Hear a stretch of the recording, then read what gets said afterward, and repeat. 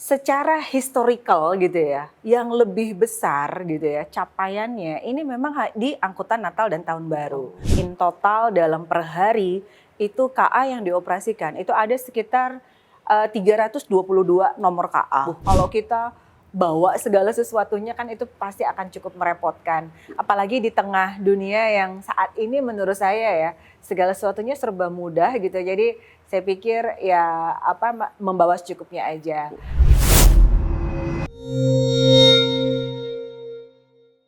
Selamat datang di Pro3 Siniar. Nah, rumah gue yang baru, studio yang baru tuh. Keren kan ya? Ngaku-ngaku ini. Diomelin guys. Ngaku-ngaku nih rumah baru. Selamat datang di KAI Service, Danang Sundoro yang pasti presenter dan host hari ini. Dan saya beserta tim mendapatkan kesempatan baru di tempat yang baru.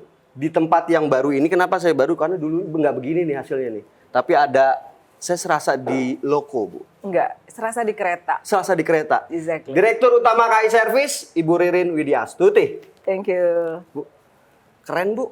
Keren dong.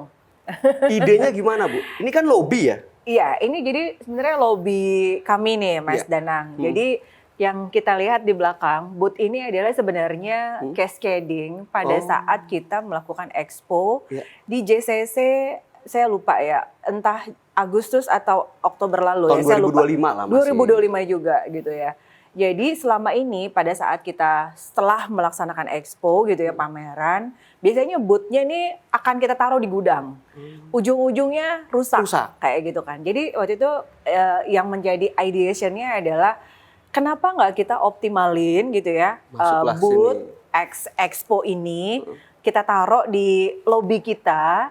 Nah, kita bikin kayak kantin kecil-kecilan menyerupai kuliner kereta yang ada di atas kereta. Dan ini juga di samping memenuhi kebutuhannya pegawai gitu ya, ini juga bisa menjadi revenue center baru. Dan alhamdulillah gitu ya, sejak kita bangun ini gitu ya, kita sih nyebutnya kantin kantin Mangga Besar, kantin kantor pusat. Kayak kantin gitu ya. Mangga Besar. Kantin kantor pusat gitu kan, karena di Mangga Besar ya. Nah, sejak ini berdiri gitu ya, mungkin kalau nggak salah sih November lalu ya. Ini juga pendapatannya cukup bagus gitu ya. Karena banyak dari pegawai kita ini juga rata-rata jarang gitu untuk naik kereta. Sehingga ada beberapa yang kayak belum pernah nih mengalami experience kulineran di atas kereta itu seperti apa gitu ya. Apalagi mencoba produk yang ada di atas kereta sendiri. Nah, dengan adanya kantin kecil ini pada akhirnya juga bisa memenuhi kebutuhannya mereka nih untuk menikmati sajian-sajian kuliner kereta. Bu Dirut, saya nyapa dulu. Mas, ngapain Mas? Oh, lagi nyari gratisan wifi lu mah paling ya Mbak ya, atau pacaran? Selamat menikmati yang pasti. Bu Dirut, tapi bicara Nataru, RRI kondisinya adalah di akhir tahun 2025. Ini Desember guys, masuki Natal dan Tahun Baru. Saya yakin saya servis memiliki segudang kesibukan. Apa kabar Bu kesiapannya? Baik, ya. Memang tradisi angkutan Natal dan Tahun Baru ini adalah satu tradisi yang kita konsisten gitu lakukan gitu ya. Jadi ada persiapan-persiapan gitu, ya pastilah persiapan. Orang kita mau hajatan, masa ya kita nggak melakukan persiapan. Ini hajatan besar gitu ya. Jadi kalau kita sebagai informasi ya, kalau kita bicara peak season di kereta api sendiri, itu ada 3. Yang pertama itu ada angkutan lebaran, ada angkutan liburan anak sekolah. Yang terakhir adalah untuk angkutan Natal dan Tahun Baru.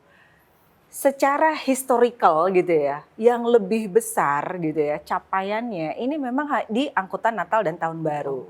Kenapa demikian? Karena memang pergerakannya dari KA Hulu maupun KA Hilir, dari barat ataupun dari timur, ini dua-duanya sama-sama penuh, sama-sama hektik kayak gitu ya. Beda hal dengan lebaran. Kalau lebaran mungkin kita bisa pantau gitu ya. Kalau untuk arus mudik itu pasti biasanya dari barat yang penuh.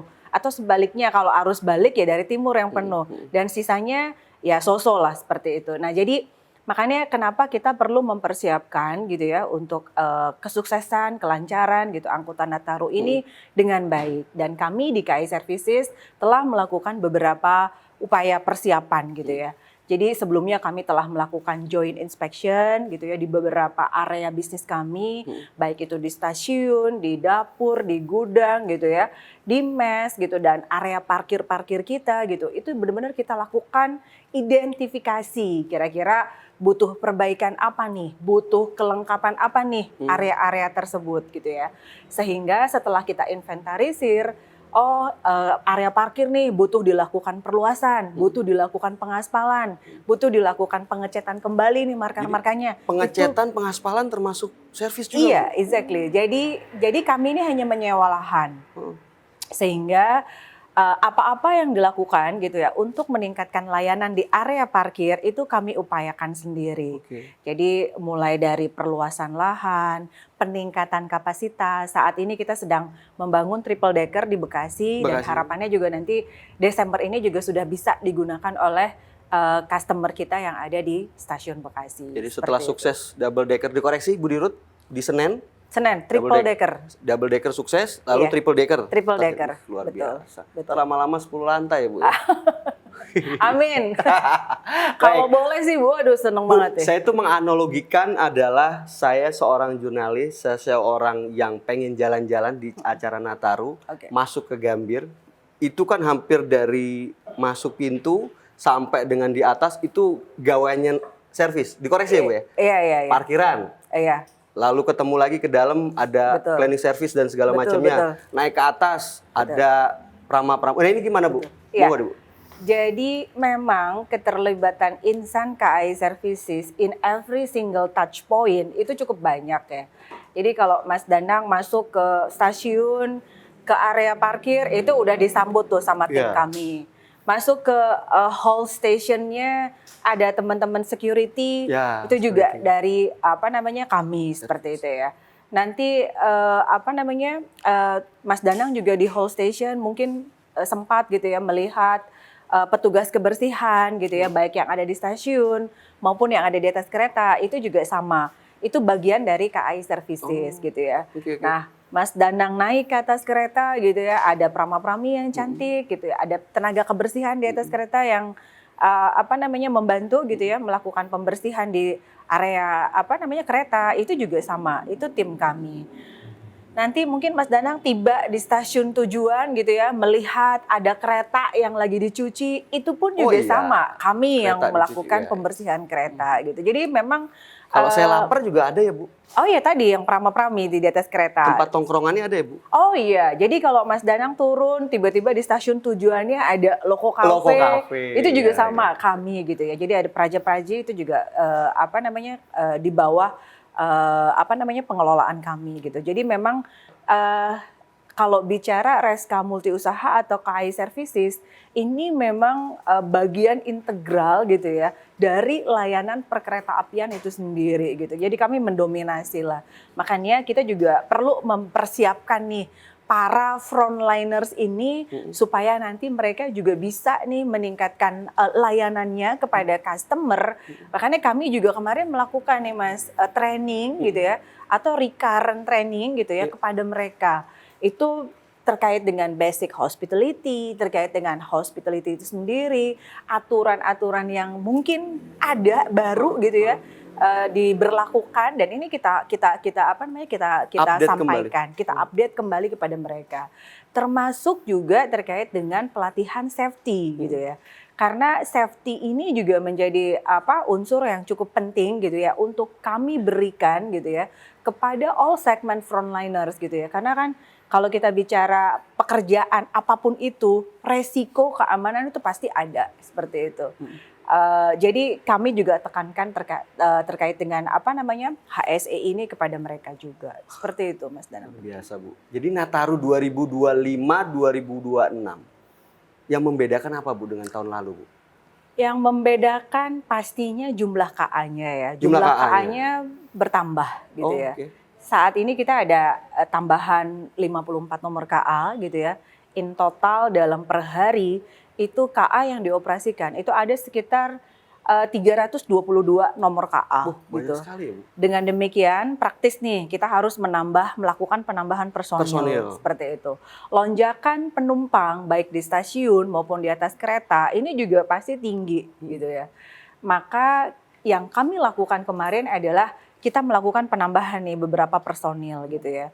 Kayak Prama-Prami ini kita tambah menjadi sekitar 381-an lah. Jadi nanti in total tuh ada sekitar 2.298 Prama-Prami gitu ya yang akan bertugas gitu untuk melayani customer yang ada di atas kereta. Terus parkir juga sama, kita lakukan penambahan itu sekitar 162 orangan gitu. Jadi menjadi 1.600-an lah. Itu yang tersebar baik di Jawa maupun di Sumatera. Tenaga kebersihan pun juga sama demikian gitu ya. Kita tambahkan sekitar hampir 400-an personil tuh kita tambahkan. Karena kan kalau kita bicara kebersihan, ini ada kebersihan yang ada di stasiun, yang ada di atas kereta gitu, maupun untuk cuci kereta sendiri.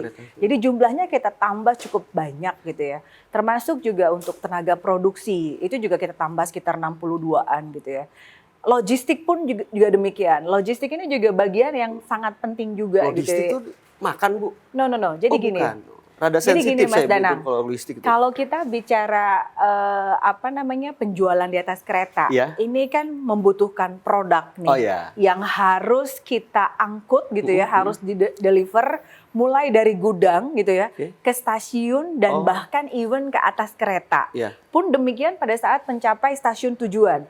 Barang ini kan nggak serta-merta nih kita taruh di atas kereta gitu ya, karena nanti keretanya juga akan stabling dan tidak steril seperti itu. Jadi mau tidak mau ketika tiba di stasiun tujuan, barang ini harus kita turunkan, harus kita bawa lagi kembali ke gudang kita.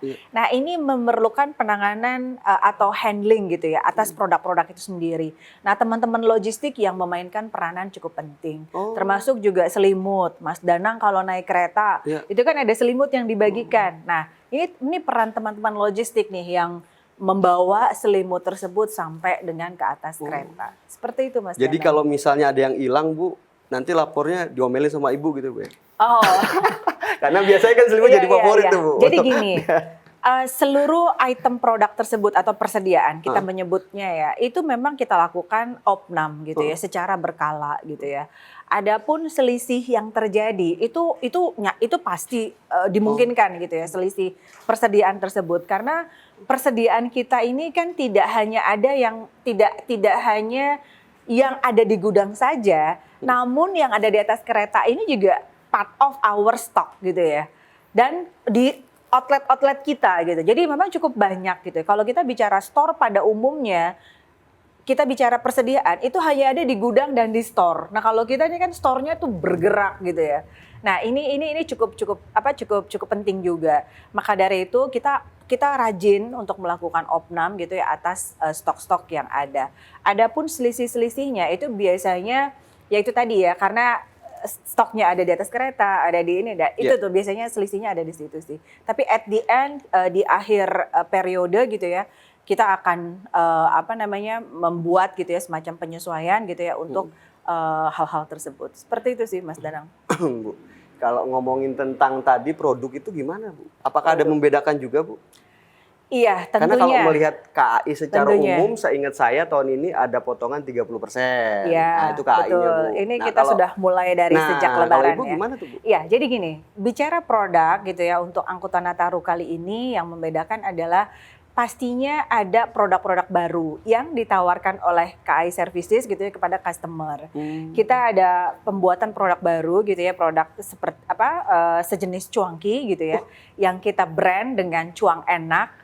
Nah, mulai Desember ini juga sudah alhamdulillah gitu ya sudah soft launching. Kita jual kemarin dengan harga promo itu di 28.000 dan ada beberapa bundling promo yang kita lakukan gitu ya, bekerja sama dengan mitra-mitra kita baik itu maupun dan sebagainya gitu ya. Dan alhamdulillah gitu ya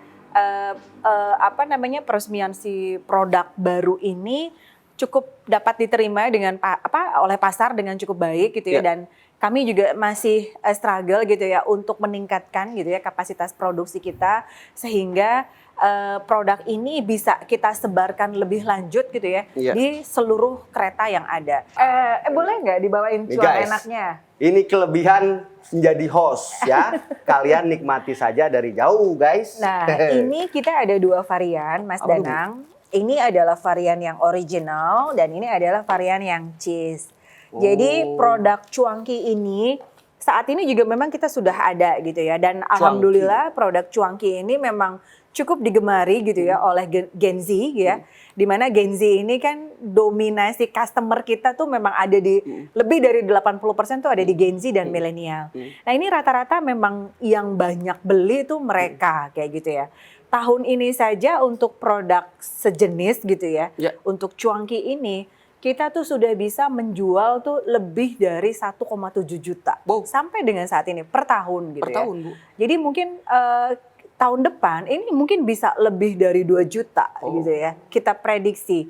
Makanya kami merasa menilai gitu ya produk ini cukup potensial gitu ya. Kenapa nggak kita buat sendiri? Kita sudah punya pasar, kita punya sales channel gitu ya. Dan produk ini nanti rencananya tidak hanya di atas kereta Mas Danang, tapi nanti juga bisa kita jual ke mini groceries yang ada di Indonesia. Seperti itu Mas Danang. Saya masih mengulik tentang perbedaan lainnya Bu dari Nataru. Karena banyak yang mengatakan guys, kalau Bu Dirut tadi mengatakan yang paling banyak sebenarnya Nataru ya Bu ya, dibandingkan Lebaran ya Bu ya. Betul. Tapi kok saya sebagai, bukan jurnalis loh Bu, Danang Sundoro sebagai orang netizen, saya sebagai warga yang menilai Nataru itu adalah bagian yang sedikit berbeda kalimatnya kalau menurut saya Bu. Iya, berbeda pasti ya, karena gini, Nataru ini kan terjadi di Desember. Betul. Desember ini kan kalau kita lihat ya, ada Natal dan ada Tahun baru. Ini vibes-nya adalah holidays ya kan. Jadi nanti untuk di atas kereta pun ini juga kita buat gitu ya, vibes-nya layaknya kita benar-benar Natalan gitu ya dan liburan kayak gitu. Santa. Iya pasti ada. Jadi gini, nanti untuk seragam gitu ya. Seragamnya tetap menggunakan seragam casual seperti biasa. Namun kita tambahkan properti saja. Jadi nanti untuk prama-prami sepanjang masa angkutan Nataru ini mereka akan menggunakan bandorusa gitu ya. Bandorusa. Untuk pramanya yang pria gitu ya. Itu akan menggunakan topi Santa. gitu ya. Dan untuk area kereta makan ini juga sudah kita desain gitu ya, interiornya sedemikian rupa gitu ya.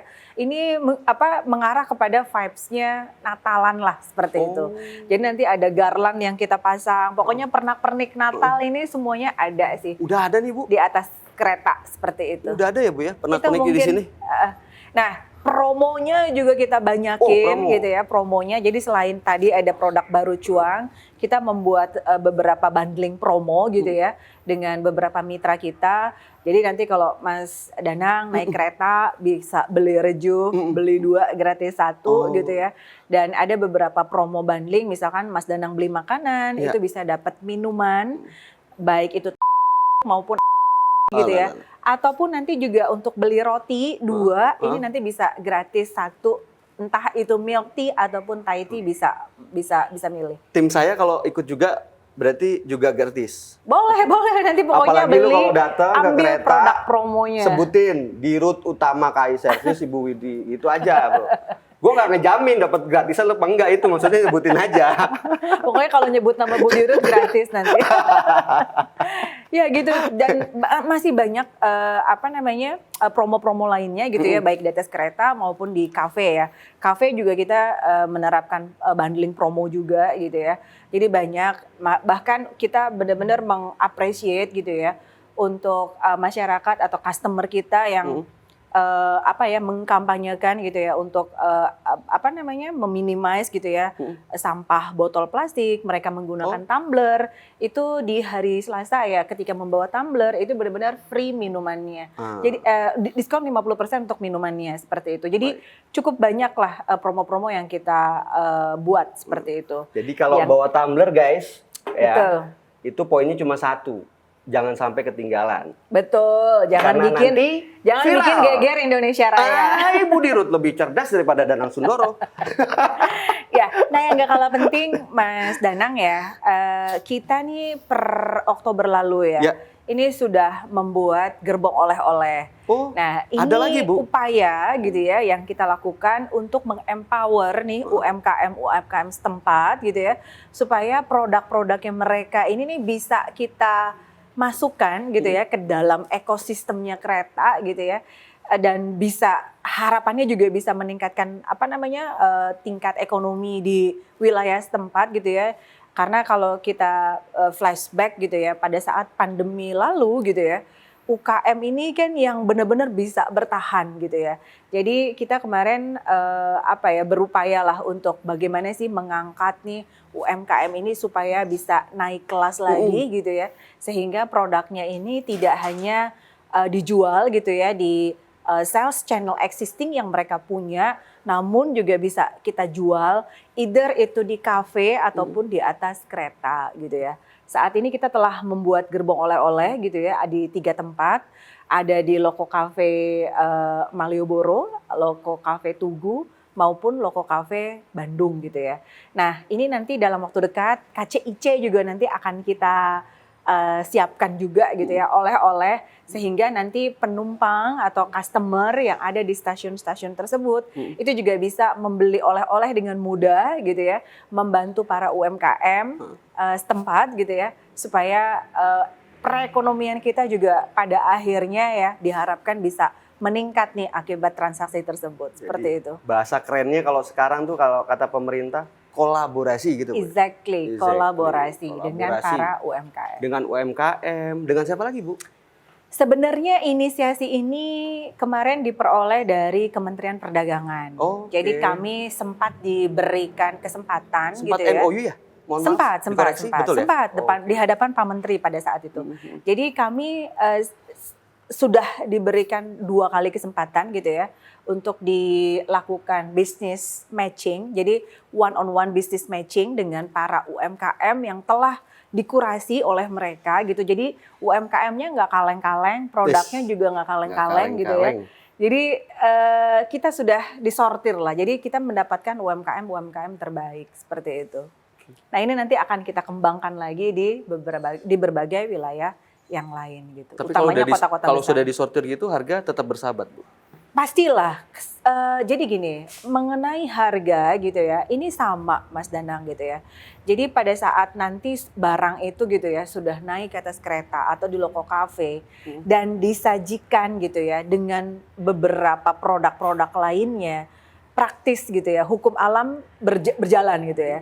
Jadi siapa yang benar-benar bisa mampu gitu ya menyediakan produk dan harga gitu ya dengan kualitas terbaik, dengan harga terbaik gitu ya, itu yang akan memenangkan pertarungan gitu. Jadi ya. bukan hanya tampilan atau kemasan, tapi rasa aja. Betul. Jadi UMKM ini juga pastinya akan berkompetisi gitu ya dengan pelaku-pelaku usaha lain gitu ya, yang produknya kita jajakan baik itu di atas kereta maupun di Loko Cafe, sehingga mereka juga praktis gitu ya, akan sangat memperhatikan kualitas produknya gitu ya,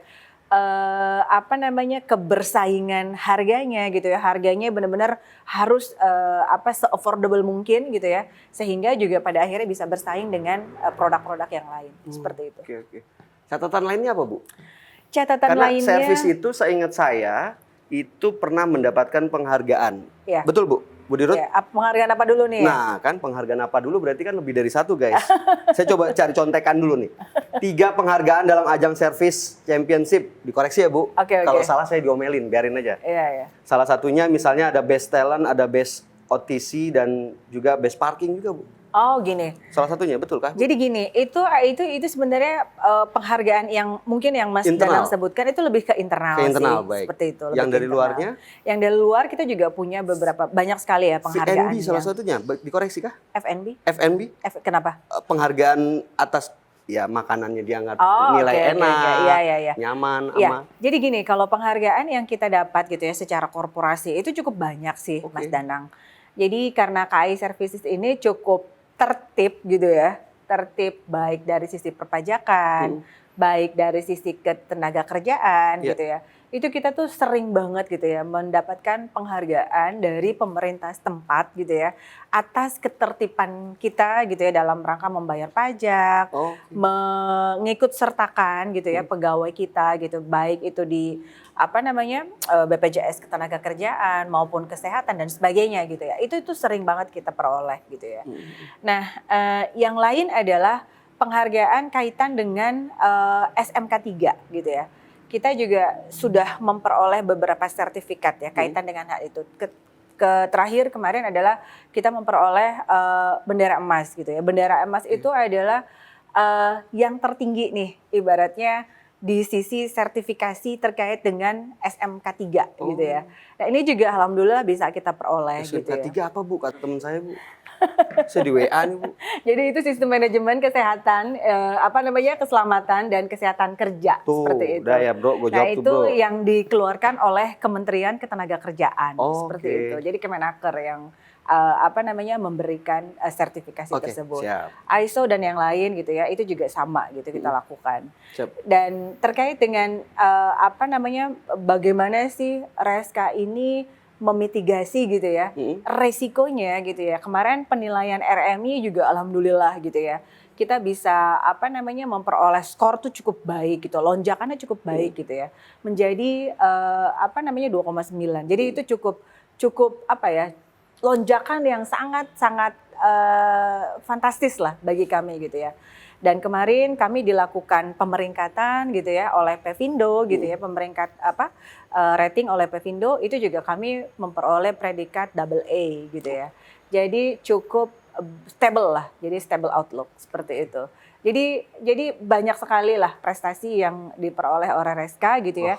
Dan di tahun 2025 ini juga kita akan insya Allah gitu ya akan mengukir prestasi di tahun sebelumnya gitu ya dengan menjadi the best anak usaha gitu di lingkungan KAI seperti itu. Jadi, secara kinerja.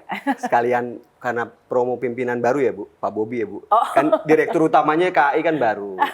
Bu, Nataru sudah dikulik, lalu pelayanan ke bawahnya pun sudah. Apalagi yang masih ingin Ibu sampaikan? Bro, kamera mana Bro? Yang ini ya Bro. Oke. Ini, monggo Bu. Ya.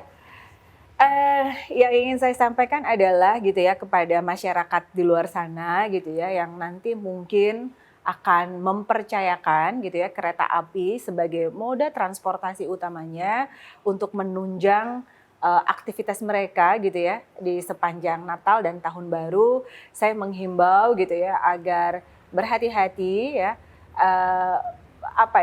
cukup membawa seperlunya saja gitu ya.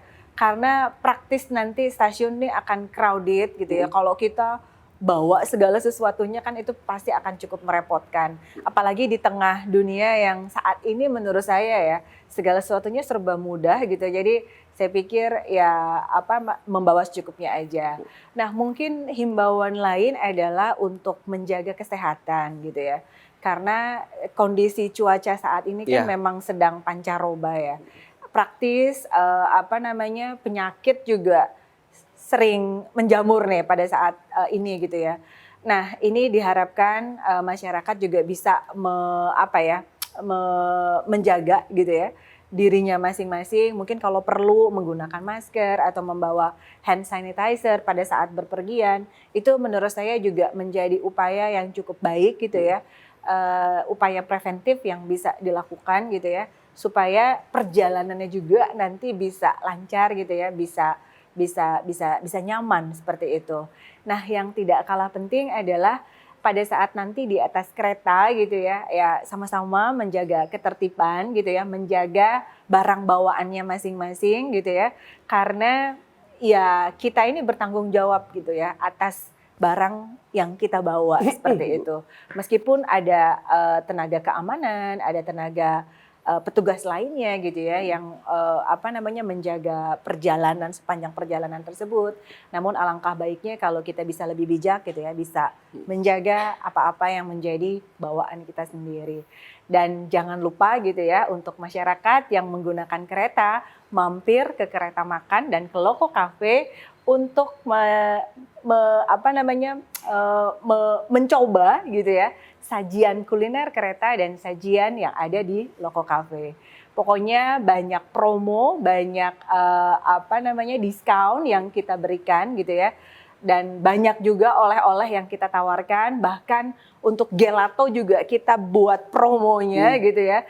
Jadi jangan lupa mampir ke Loko Cafe ataupun ke Kereta Makan untuk menyajikan sajian kuliner kereta dan pokoknya jajan yang banyak gitu ya. Dan beli oleh-oleh yang banyak. Mungkin itu dari saya. Dari saya cuma satu, yang penting bayar. Pasti dong.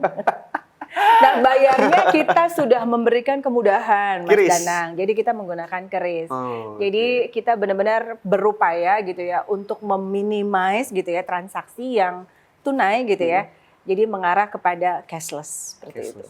Baik, semua itu adalah pelayanan Nataru, Natal dan Tahun Baru 2025 yang jelas tadi barang bawaan itu digarisbawahi berulang-ulang. Jangan sampai membuat Indonesia Raya menjadi apa kembali Bu? Viral ya kalimatnya ya? Geger. Geger kalimatnya. Bu Dirut, terima kasih. Itu aja yang ingin disampaikan. Thank you. Sukses untuk tim KAI Service. Sukses juga untuk semua pelayanan di Natal dan Tahun Baru. Ini merupakan kolaborasi bersama. Semoga tahun ini lebih sukses. Dan besok mulai posko ya Bu? 18 Desember seingat saya guys. 18 Desember sampai dengan 4 Januari. 6 Januari. 4 ya Bu? 4. Sampai 4 Januari, baik. Okay. Saya Danang Sundoro, Direktur Utama KAI Service Ibu. Ririn Widya Stuti. Bye. Bye.